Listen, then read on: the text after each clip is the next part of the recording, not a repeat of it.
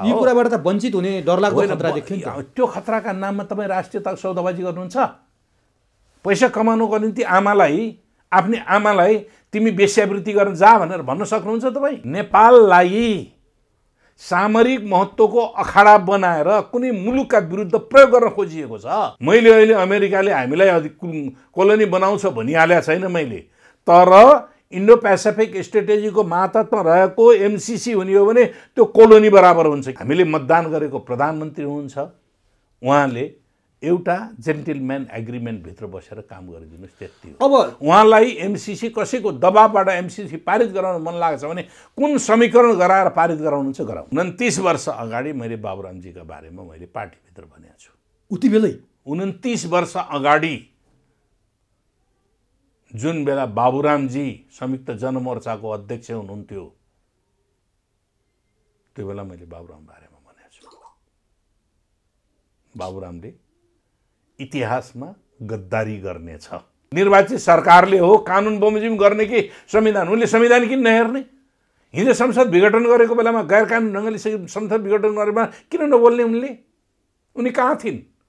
उनी परिवारको राष्ट्रपति हुन्। युद्ध र आन्दोलनको परिणाममा आएको संविधान र त्यसका संहिता, गणतन्त्र, धर्मनिष्ठा, समावेशी, समानुपातिक, संवैधानिक प्रतिनिधित्व, यी कुरा मौलिक अधिकारका कुराहरूलाई रक्षा गर्नुपर्छ, ती कुराहरूलाई अगाडि त्यसलाई लिएर अगाडि बढ्नुपर्छ भनेर बनेको संविधानको रक्षाका निम्ति नेपाली काङ्ग्रेससँग एलायन्स गरेका हौँ। हामी एमसीसी पास गर्नका निम्ति एलायन्स गरेका होइनौँ। कसैसँग कोलिसन गरेर म यो पास गर्छु, बहुमत जुटाउँछु भन्नुहुन्छ र प्रस्ताव दर्ता गर्नुहुन्छ भने त्यो दिन हामी सरकार कोलिसनमा रहन्नौँ, हामी त्यो सरकारमा रहन्छौँ। अमेरिकी अधिकारीहरूले संशोधन गर्न सकिँदैन भनिसके, औपचारिक लेखेर दिए त एमसीसीले पत्रै, फातिमाको पत्र आयो नि त, उनी आफै भनिन् आइन् नि त, हामी गर्न सक्दैनौँ भनेर भनिन् नि त। अरू अधिकारीहरू आएर हामी चाहिँ नि यसमा चाहिँ संशोधन गर्न सक्दैनौँ, पास गर नभए फिर्ता जाऊ भनेर फिर्ता गर्नु भनेर भन्नु न त।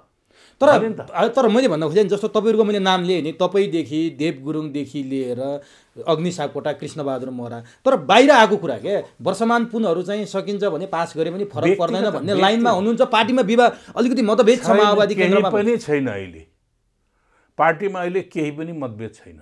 एक ठाउँमै कसैले यो चाहिँ नि एमसीसी पारित गर्नुपर्छ भनेर पार्टीमा कसैले भनेको छैन। त्यसो भने जस्तो यो गठबन्धन नि तपाईँले चुनाव पनि जेठ मसान्तमा हुन्छ भनेर भन्नुभएको छ। यो चुनावलाई भाड्नलाई एमसीसी भन्ने तत्त्व उठाइदिएर चुनाव चाहिँ एमाले विरोध गरिरहेको छ। अब यो एमसीसी उठाइदिने, गोलमोटोल बनाएर जेठमा पनि चुनाव नगर्ने, अन्ततोगत्ता चुनाव पछि धकेल्ने सत्तारूढ गठबन्धनभित्रकै नाटक हो, चलखेल हो भन्छ नि। त्यो चाहिँ शेरबहादुरजीलाई सोध्नुहोस् न, मलाई सोध्ने भन्दा शेरबहादुरजीलाई सोध्नुहोस्। किनभने मैले एमसीसीका सम्बन्धमा मैले धेरै पहिलेदेखि भनिरहेको छु। तपाईँ त भनिरहेको प्रारम्भदेखि भनिरहेको छु एमसीसी राष्ट्रिय हित विरुद्धको छ। म 16 बुँदेमा मैले नोट अफ डिसेन्ट लेखेको मान्छे हुँ पार्टीले। तर माओवादी केन्द्रले चुनाव चाहेको छैन नि त जेठमा। गलत कुराहरू। माओवादी केन्द्रले जुनसुकै बेला चुनाव चाहेको छ, तर हामीले यति बेला उठाएको संविधान अनुसारको कानुन बनाऊ, कानुनको आधारमा चुनाव गर, यति हो। त्यो कहिले हुन्छ, आज हुन्छ कि भोलि हुन्छ त्यो मलाई थाहा छैन। त्यो तय गर्ने सरकारले निर्वाचन आयोगसँग परामर्श, निर्वाचन आयोगले सरकारसँग परामर्श गर्ने होइन। अहिलेको प्रक्रिया निर्वाचन आयोगले सरकारसँग परामर्श गरेर वैशाख 14 गते चुनाव भनेर लेखेर दियो, त्यो होइन, त्यो उल्टो। निर्वाचन आयोग धेरै जान्ने पल्टेको छ क्या यस विषयमा। क्षेत्राधिकार नाग्यो भन्नु, क्षेत्राधिकार नाग्यो। राष्ट्रपतिले पनि 7 बुँदे एकदमै राष्ट्रपतिले पनि क्षेत्राधिकार नागिन्। हिजो पनि नागेकी थिइन्। हिजो के अरे बहुमत सदस्यहरूले चाहिँ सरकार परिवर्तनको एजेन्डा के अरे लिएर जाँदाखेरि, हस्ताक्षर लिएर जाँदाखेरि उनले के गरिन्? उनले केपी ओलीले मसँग यति सदस्य छन् भनेको आधारबाट त्यसलाई मानिएन भनेर चाहिँ उनले क्षेत्राधिकार नागेकी छन्। अहिले पनि निर्वाचित सरकारले हो कानुन बमोजिम गर्ने कि संविधान? उनले संविधान किन नहेर्ने? हिजो संसद विघटन गरेको बेलामा गैर कानुन ढङ्गले संसद विघटन गरेमा किन नबोल्ने उनले? उनी कहाँ थिइन्? उनी परिवारको राष्ट्रपति हुन् कि देशको राष्ट्रपति हुन्? प्रश्न त यो हो नि। देशको राष्ट्रपतिले देशको संवेदनशीलतामा उठाउनु पर्छ। संविधानको रक्षक हुन्, कानुनको होइन। हेर्नुहोस् त के लेखिएको छ, उनलाई के लेखिएको छ? संविधानको रक्षक। संविधानको रक्षकले संविधानको कुरा गर्ने कि दैनिक कानुनको कुरा गर्ने? संविधानको पालनकर्ता हो उहाँ। हो, संविधानको पालनकर्ता, संविधानको रक्षक।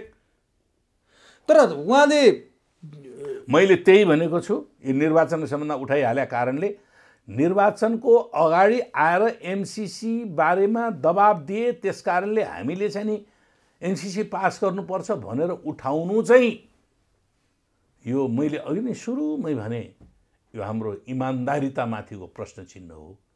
जेन्टलम्यान एग्रिमेन्ट, रिटन एग्रिमेन्ट, लिखित सहमतिको विरुद्धको धारणा हो। म यति भन्छु। म शेरबहादुरजी उहाँको नेता हुनुहुन्छ, हाम्रो प्रधानमन्त्री हुनुहुन्छ, हामीले मतदान गरेको प्रधानमन्त्री हुनुहुन्छ।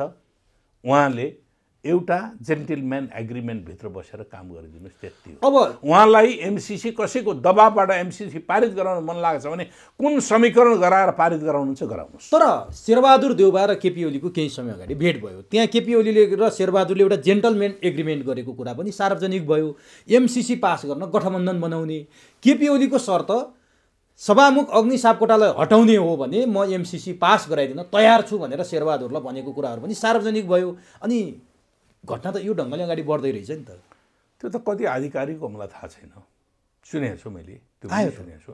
त्यही त मैले कति आधिकारिक हो मलाई थाहा छैन। अनि यदि गरिहाल्यो भने सञ्चार माध्यममा आएका कुराहरू सबै आधिकारिक हुन्छन् भन्ने पनि भन्न सकिन्न है।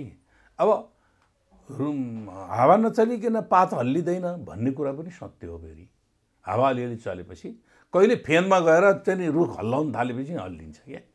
फेदैमा गएर रुख हल्लाउँछु भनेर हल्लाउन थाल्यो भने पात हल्लिन्छ। त्यस कारणले यो कुन चाहिँ हो म अहिले भन्न सक्छु। तर अग्नि सापकोटालाई हटाउन शेरबहादुर सहमत भएर पास गरे भने होइन, अग्नि सापकोटा हटाउन 2/3 बहुमत ल्याएर हटाउन न त, भयो नि त। एमाले काङ्ग्रेस मिल्यो भने त भयो त। हामीले के भनेका छौँ त? हटाउन सक्छन् नि त। हटाऊ अग्नि सापकोटालाई, 2/3 बहुमतले आरोप लगाऊ। अग्नि सापले कानुन बमोजिम काम गरेन, आचरण चाहिँ बमोजिमको चाहिँ तयार गरेन भने हामी त तयार। के पार्लियामेन्टले दिएको, कन्स्टिट्युसनले दिएको अधिकार प्रयोग गर न। अनि त्यो मुलुक त्यसै गरी रहन्छ। अग्नि सापकोटालाई अहिले चाहिँ संसदबाट हटाएर मुलुक चाहिँ यही ढङ्गले चल्छ, सरकार यही ढङ्गले चल्ला, सरकारमा हामी जान्छौँ भनेर कस्यकारले त्यही ढङ्गले सरकार चलाउन सक्लान्? के विचार एमाले र काङ्ग्रेसको गठबन्धन बन्न थालेको हो? केही सङ्केत पाउनु भएको छ? मलाई थाहा छैन त्यो। यो गठबन्धन भत्काउनका निम्ति बाहिरी र भित्री तत्त्वहरू सक्रिय भएकै हुन्। यो संविधानलाई ध्वस्त पारेर प्रतिगमनमा लैजानका निम्ति प्रयत्नशील भएकै हुन्। संघीयतालाई भत्काउनका निम्ति प्रयत्नशील भएकै हुन्। गणतन्त्रलाई सिद्ध्याउनका निम्ति प्रयत्नशील भएकै हुन्। नसकेर अडेको हो यो। तर शेरबहादुर देउबाले गठबन्धन भत्कियोस्, मलाई दबाब छ, म एमसीसी टेबल गर्छु भनेपछि त्यसैले त गरून् न त। मैले भने नि त। अनि शेरबहादुर र ओलीको गठबन्धन बन्यो भने त्यही त गरून् न त, बनाउन्। हामीले त भनिसकेका छौँ त। उनीहरू गठबन्धन बनाएर निर्वाचनमा गयो भने होइन, त्यही त गरून् के। मैले त्यसमा कहीँ रोक्ने। अनि तपाईँहरू र माधव नेपालहरूलाई त निकै अप्ठ्यारो पर्छ अरे नि। होइन, को कोलाई अप्ठ्यारो पर्छ, को कोलाई सप्ठ्यारो पर्छ मलाई थाहा छैन है। सजिलो र अप्ठ्यारोका निम्ति हामी राजनीति गरेका होइनौँ। हामीले देशको आर्थिक, सामाजिक, सांस्कृतिक रूपान्तरणका निम्ति हामीले राजनीति गरेका हौँ। यो परिवर्तनका निम्ति राजनीति गरेका, उत्पीडनबाट मुक्तिका निम्ति राजनीति गरेका हौँ। देशको राष्ट्रिय स्वतन्त्रता र स्वाधीनताका निम्ति राजनीति गरेका हौँ। समृद्धिको निम्ति राजनीति गरेका हौँ। हामी कुनै व्यक्तिको, कुनै समूहको के हित हुन्छ, के हित हुन्न भन्ने प्रश्नमा होइन। हामी सिंह आफ्नै मुक्तिको निम्ति राजनीति गरेका हौँ। राजनीति हाम्रो निष्ठा त्यो हो। त्यस कारणले कसैले कुनै इन्डिभिजुअली स्वार्थका निम्ति राजनीतिक प्रश्नहरू उठाउँछ र गर्छ, अथवा चाहिँ नि सत्ता समीकरण बदल्छ भने त्यो उसको कुरो हो। कथम कदाचित सत्ता समीकरण बदलेर एमसीसी पास भइहाल्यो भने त्यो बेला के हुन्छ? हाइपोथेटिकल कुरा भन्न जाऊ। त्यो बेला देशको अवस्था के हुन्छ? हो, त्यसले देशलाई अर्को दुर्भाग्यतिर लैजान्छ र देश पराधीन बन्छ अमेरिकाको। यस। अनि त्यति बेला तपाईँ हामी नेपाली जनताको भूमिका के हो? त्यस कारणले तपाईँ यो देशको राष्ट्रिय स्वतन्त्रता र सार्वभौमिकताको निम्ति सडकमा आउन तयार हुनुहुन्छ कि हुनुहुन्न? त्यति बेला युद्ध बचाउनका निम्ति। यो त धेरै युद्ध गरेर साम्राज्यवादका विरुद्ध हाम्रा पूर्वजहरूले रक्षा गरेको देश हो त। मैले अहिले अमेरिकाले हामीलाई कोलोनी बनाउँछ भनिहालेको छैन मैले।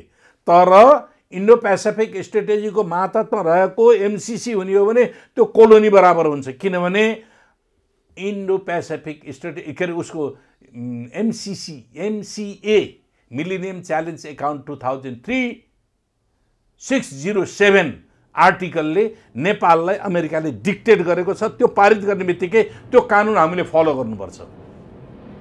यो कुरा हाम्रा प्रधानमन्त्री त थाहा छैन, पढ्नु भएको छैन एमसीसी उहाँले अरूलाई पढ्नु भएको छैन भन्नुहुन्छ, केपीजीले पनि अरूलाई पढाएको छैन भन्नुहुन्थ्यो।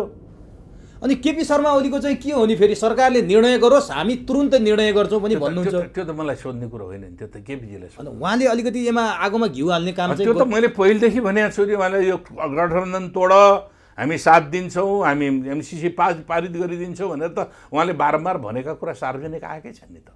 भनेपछि नि यो एमसीसी मैले अघि सुरु पृष्ठभूमिमा भनेको थिएँ, हाम्रो हरेक नेपालीको टाउकोमा झुन्डिएको तरवार भएको छ आज एमसीसी। कति बेला झरेर टाउको काट्ने हो, ज्यान जाने हो थाहा छैन। यसको चाहिँ जस्तो हामी बिरामी भएपछि त्यो रोग निको पार्न हामी औषधि खान्छौँ नि, यसलाई सप्रेस गरेर दबाउने, पैतलाको धुलो बनाएर, कार्पेटको धुलो बनाएर राखिरहँदा एक दिन त त्यो बाहिर आउँछ।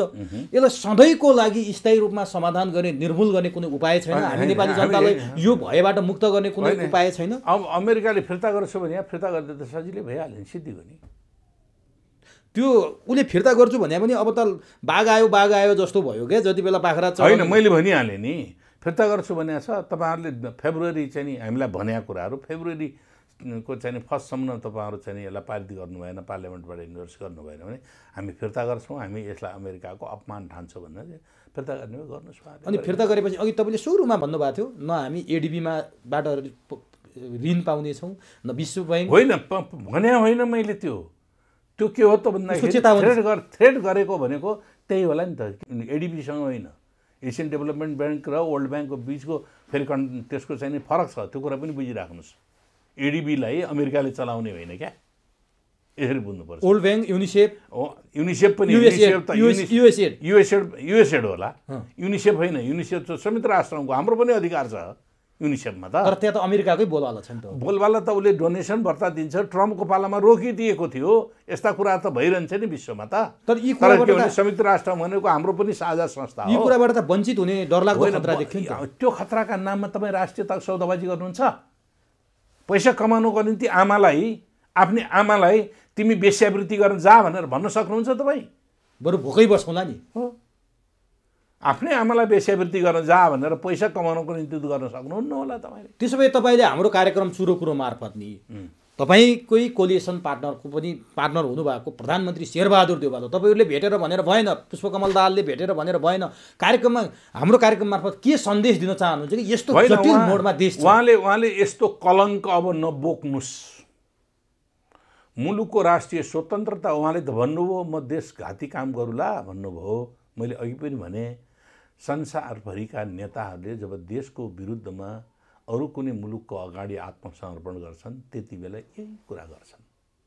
सुगौलीको सन्धि गर्ने बेलामा सुगौलीको सन्धिकर्ताहरू मिश्रा थिए नि, उनले पनि के भने, चन्द्रशेखर उपाध्याय र गजराज मिश्रा, यिनीहरूले के भने, हामी अङ्ग्रेजबाट देशसँगै देश खान थाले हुनाले जोगाउनका निम्ति हामीले यो सन्धि गर्नु परेको भनेर हाम्रो भूभाग उनलाई दिएका थिए।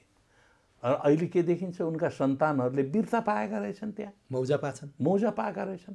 देख्यौँ नि त हामीले कोशी सम्झौता गर्ने बेलामा नेपालको आर्थिक समृद्धिका निम्ति, नेपालको पानी सिँचाइ गर्नका निम्ति हुन्छ भनेर भने होइन। 2011 सालमा 16 सालमा गण्डकी सम्झौता गर्नको निम्ति त्यही भने हो कि होइन।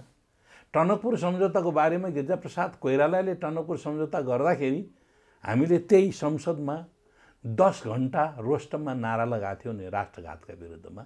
महाकाली सन्धिको बेलामा पश्चिमबाट सूर्य उदाउँछ, 1 खरब 20 अरब आम्दानी हरेक वर्ष आउँछ भनेर केपी ओलीजीले भाषण गर्नुभएको आफ्नो ट्रेड युनियनको सम्मेलनमा। कहिले कहाँ गयो त? आज त 24-25 वर्ष भइसक्यो। 1 खरब 20 अरबले त कति आउँथ्यो त? भाका होइनन् र। देशका घात गर्नेहरू सबैले, पशुपति शमशेरले पश्चिमबाट सूर्य उदाउँछ भने यस्तो सम्झौता, यस्तो राष्ट्रिय हितको सम्झौताको विरोध गर्नेहरू देशद्रोही हुन् भन्ने केपी ओलीको भाषण अहिलेसम्म रेकर्डेड छ, अरूका पनि छन् भने हरेकले जसले राष्ट्रिय हित विरुद्धमा साम्राज्यवाद विस्तारवाद अगाडि आत्मसमर्पण गरेको हुन्छ उनले म देशकै हितमा गरेको छु भन्ने गर्दछ। त्यस कारणले देउबाजी लाई मेरो विनम्र आग्रह के हो भने अहिले पछिल्लो चरणमा तपाईँको जीवनको उत्तरार्ध यो अन्तिम प्रधानमन्त्री होला। यो अन्तिम प्रधानमन्त्री त्यो कालमा तपाईँले फेरि अब कालो टीका लगाउने काम नगर्नुहोस्। तपाईँ देशको हित विरुद्धको सम्झौतालाई यसलाई सम्झौताको बारेमा त मैले पहिले नै भनिसकेँ। यस्तो चिजलाई नेपाली जनताको कलङ्क, नेपाली जनतामाथि कलङ्क चाहिँ आफूले चाहिँ उ गर्ने काम चाहिँ नगरोस् भन्ने सुझाव। अब यो देउवालै भयो। अब तपाईँकै कुनै बेला नेता हुनुभएको डाक्टर बाबुराम भट्टराई यो मुलुकको प्रधानमन्त्री पनि हुनुभयो, अहिले कोलिएसनमा पनि हुनुहुन्छ तपाईँहरूसँग। गठबन्धन टुटाउनुभन्दा एमसिसी पास गरौँ, गठबन्धन टुटाउनेतिर नलागौँ भनेर उहाँ बोलिरहनु भएको छ। गठबन्धनभित्र 29 वर्ष अगाडि तपाईँले ठिक कुरा गर्नु हो। 29 वर्ष अगाडि मैले बाबुरामजीका बारेमा मैले पार्टीभित्र भनेको छु। उति बेलै 29 वर्ष अगाडि जुन बेला बाबुरामजी संयुक्त जनमोर्चाको अध्यक्ष हुनुहुन्थ्यो त्यो बेला मैले बाबुराम बारेमा भनेको छु। बाबुरामले इतिहासमा गद्दारी गर्नेछ। आज बाबुरामले इतिहासमा त्यो गद्दारी गरेको कुरा आज आफैले वकालत गर्दै हुनुहुन्छ। आफैले भन्दै हुनुहुन्छ एमसिसी त मैले ल्याएको। एमसिसी कहाँबाट कसरी आएको? नेपाली जनताले मागेर आएको एमसिसीसँगको सम्झौता। यी प्रोजेक्टहरू भनेको जुन भनिएको छ ट्रान्समिसन लाइन र उसको चाहिँ नेपाली जनताले मागेर आएको। तपाईँलाई फेरि भन्छु ग्रोथ डाइनेस्टिक रिपोर्ट पढ्नुहोस्। नेपाल ग्रोथ डाइनेस्टिक रिपोर्ट 2014 मा प्रकाशित भएको छ। हो त्यसमा मिलेनियम च्यालेन्ज कर्पोरेसनका ब्राडले कनिङहमको नेतृत्वमा लिड एजेन्सी भनेर युएसएडका प्रतिनिधिहरू र उनीहरूको लिड एजेन्सी भनेर त्यो रिपोर्ट तयार भएको छ। नेपालको डेभलपमेन्टल अर्डर के हुन् भनेर अध्ययन गर्नको निम्ति बनेको कार्यालय चिरञ्जीवी उसमा चाहिँ त्यसको चाहिँ नेपालको तर्फको चाहिँ ऊ छन्। 10 जना नेपालका प्रतिनिधिहरू छन्, 9 जना 8 जना उनीहरू छन्। यो तपाईँले पहिला भनिदिइसक्नु। मैले मसँग डकुमेन्टै छ त। भने बाबुराम भट्टराईले आफैले अनि उहाँले त्यो कुराहरू गर्नुभएको छ र त्यति बेला अनि थ्रेसहोल्डको एग्रिमेन्ट भएको, थ्रेसहोल्डको सहमति जनाएको कुराहरू उहाँले गरिराख्नुहुन्छ। अहिले मैले त्यति बेला ठुलो उपलब्धि गरेका थिएँ, त्यस कारण एमसिसी त मैले पो प्रारम्भ गरेँ भनेर उहाँ तयार हुनुभएको छ। त्यति मात्र होइन, गठबन्धन तोड्न हुँदैन, एमसिसी पास गर्नुपर्छ भनेर लाग्नु भएको छ। त्यसैले त मैले भने उहाँले त धोका दिएर कम्युनिस्ट आन्दोलन धोका दिएर जानुभएको छ। राष्ट्रिय स्वाधीनताको आन्दोलन धोका दिएर जानुभएको छ। उहाँले त अझै धोका दिन खोज्दै हुनुहुन्छ। अब अन्तिममा नेपाली जनता त्रसित छन्। आज मात्रै मलाई बिहानै 2-4वटा फोन आइसक्यो एमसिसी के हुन्छ भनेर पत्रकारिताको हिसाबले। तपाईँ भनिदिनुहोस् नेपाली जनतालाई जो त्रसित छन्, जो आतङ्कित छन्, उनीहरूलाई के भन्न चाहनुहुन्छ? मैले भने देशको स्वतन्त्रता र स्वाधीनतामा सम्झौता कहीँबाट गर्नु हुँदैन। जनता सडकमा आउनुपर्छ। यसको प्रतिवाद गर्न उत्रनुहोस्। हामीले त यसका बारेका चाहिँ सबै कुराहरू उजागर गरिदिएका छौँ र नेपाली जनतालाई यसरी सूचित गरिरहेका छौँ। एउटा ठुलो अभियान चलाएका छौँ। अब त्यसको प्रतिवाद गर्न जनता जागृत नहुने हो भने नेतालाई गाली गरेर मात्रै पुग्दैन, नेताले यसो गरे उसो गरे भनेर मात्रै पुग्दैन। यो जनताको दायित्व पनि हो। यो जनताको पनि दायित्व, किन देशको रक्षा हो। हामीले बनाएका नेताहरू हुन्, जनताले चुनेका प्रतिनिधिहरू हुन्। चुनेका प्रतिनिधिले राष्ट्रिय हित विरुद्धको काम गर्छ भने उनीहरूलाई दण्डित दिने अधिकार जनतालाई हुन्न र? के देख्नुहुन्छ दिन सुखद छन् हाम्रा आउने दिन? अथवा अमेरिकाको इतिहासलाई त हामी सधैँभरि उज्यालो भविष्यको उसबाटै हेर्नुपर्छ। अँध्यारो छ भनेर हेर्ने। तर एमसिसी आउँछ, अफगानिस्तान बन्छ, इराक बन्छ, हो त्यस्ता घटनाहरू, सिरिया बन्छ भनिरहेछ। किन त्यो भन्ने कुराहरू त प्रश्न छँदै छ नि त। इन्डो पेसिफिक स्ट्र्याटेजीले के कारणले इन्डो पेसिफिक स्ट्र्याटेजी बन्यो? 4वटा उद्देश्य हुनुska। सैनिक एलायन्स, उनीहरूको के विश्वव्यापी रूपमा शक्ति, चीन र रुसको शक्ति अगाडि बढ्यो, चीनको इन्फ्लुएन्स बढ्न थाल्यो। हामी कसैको इन्फ्लुएन्सबाट होइन, हामी हाम्रो स्वतन्त्रता र स्वाधीनताको निम्ति हो। अनि उनीहरूले यो क्षेत्रमा चाहिँ इन्डो पेसिफिक स्ट्र्याटेजी भनेर 2017 मा बनाए, जसका 4वटा उद्देश्य हुन्। एउटा सैनिक गठबन्धन होइन भन्छन् उनीहरू, हामी प्रुफ दिन्छौँ सैनिक गठबन्धन। अर्को ट्रेड, त्योभित्र राखेर व्यापार हो। त्यसको सूचना प्रविधिको सूचनाको आदान प्रदान हो। यहाँका सूचनाहरू अमेरिकाले हामीलाई आफ्नो सूचना दिन्छ? मेरो यस्तो गर्दैछु उस्तो गर्दैछु भनेर सूचना दिन्छ? मेरो रणनीतिक उद्देश्य यो हो भनेर सूचना दिन्छ? दिँदैन। अरू मुलुक कसैले दिन्छ? भारतले दिन्छ हामीलाई? दिँदैन। उनीहरू के गर्छन्? यस्तै सम्झौता मार्फत हाम्रा सूचनाहरू सबै चिज हामीलाई नाङ्गो पारेर उनीहरूले हाम्रा सबै चिजहरू चित्र खिचिरहेका। त्यो छ एमसिसीमा। इन्डो पेसिफिक स्ट्रेटेजी सूचना। अर्को चौथो मैले भने यो एमसिसीको एलायन्सभित्र के अरे एमसिसी भन्नु आउँछ आइपिएसको एलायन्सभित्र रहेका जुन कुनै मुलुकलाई अरू कुनै मुलुकबाट कुनै पनि प्रकारको प्रभाव हुन थाल्यो भने जोइन्टली त्यसको प्रोटेस्ट गर्ने भन्ने छ उनीहरूको। नेपाललाई सामरिक महत्त्वको अखाडा बनाएर कुनै मुलुकका विरुद्ध प्रयोग गर्न खोजिएको छ। प्रश्न कुरा यही हो। एकदम त्यही हो। अनि यदि गरियो हामी बेलामा बुद्धि पुर्याएनौँ भने अफगानिस्तान सिरिया इराक हुने पक्का छ। हामी अधीनस्थ स्वाधीन स्वतन्त्र नेपालका अधीनस्थ नागरिक बन्छौँ भनेपछि बेलैमा बुद्धि पुर्याउँ, होस पुर्याउँ। मैले त आज होइन, मैले धेरै वर्ष पहिले भनेको छु एन्टी चाइना इन्सर्कलमेन्ट पोलिसी अन्तर्गत यो भूमिका खेल्दै गइएको छ। अझै गइयो। हाम्रो देशलाई रणनैतिक रूपले प्रयोग गर्न महत्त्वको रूपमा प्रयोग गर्न खोजियो। हाम्रो लोकेसनका कारणले चीन वरिपरि 14वटा कन्ट्रीहरू छन्। चीनको वरिपरि 14वटा कन्ट्रीबाट कहीँबाट चीनको विरुद्धमा गतिविधि गर्ने एक्सेस प्राप्त भएन, पहुँच प्राप्त भएन। नेपाल कमजोर कडी नेपाललाई समातेर नेपाललाई यो इतिहासले प्रुफ गरेको छ। मुस्ताङ विद्रोह, मुस्ताङमा खम्पा विद्रोह के भएको? कसले चलाएको त्यो खम्पा विद्रोह? हेर्नुहोस् किताब, त्यो एउटा चाहिँ नि के नाउस भन्नेले लेखेको किताब छ, अर्फान्स अफ कोल्ड वार भन्ने। हेर्नुहोस्, म प्रेस्क्राइब पनि गरिदिन्छु के भएको थियो, कसो भएको थियो, कसरी त्यहाँबाट चाहिँ नि खम्पा विद्रोह चाहिँ नि सुरुवात मुस्ताङलाई बेस भने। अहिले पनि हेर्न जानुहुन्छ भने त्यहाँका भग्नावशेषहरू बाँकी छन्। कसले चलाएको थियो त? आज नेपाललाई त्यसै गरिकन अर्को कुनै मुलुकको विरुद्धमा प्रयोग गर्नका निम्ति हामीलाई तथाकथित सहायताको नाममा विभिन्न सम्झौताका जन्जालले बाँधेर हामीलाई चाहिँ नि अनि हाम्रो विकास गरिदिन्छ भनेर आउने यो सम्भव छैन। हुँदै होइन नि, हुँदै होइन नि। यो गरियो छ भने के गरिएको छ? त्यस कारणले हो यो चाहिँ नि मैले त के भने, मैले यसलाई एमसिसीलाई के भनेको थिएँ, अङ्ग्रेजहरू जसरी इस्ट इन्डिया कम्पनीका नाममा प्रवेश गरेका थिए त्यो नयाँ प्रकृतिको इस्ट इन्डिया कम्पनी हो। नयाँ स्वरूपको इस्ट इन्डिया कम्पनी।